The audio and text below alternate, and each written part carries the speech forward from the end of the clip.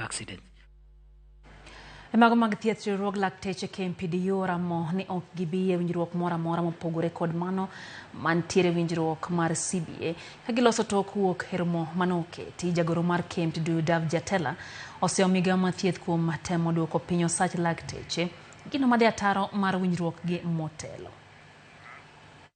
While we are in this meeting, we've also learned with dismay that the Ministry of Health, the CS Health, wrote to SRC on 11th of March 2024 to reduce the salary of doctors, and particularly here by medical doctors, medical interns, by 91%.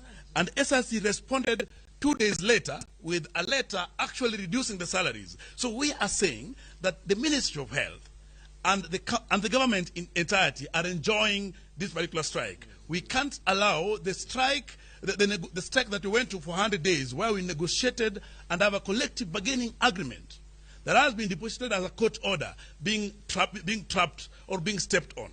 We can't allow the government not to read the CBA, and therefore our strike is on. We want to implore on our doctors who are offering minimal services to get out of their work, because our salary, our wages are at a threat. We took 100 days to get us against CBA in 2017, which they are now disowned. They want a now new CBA.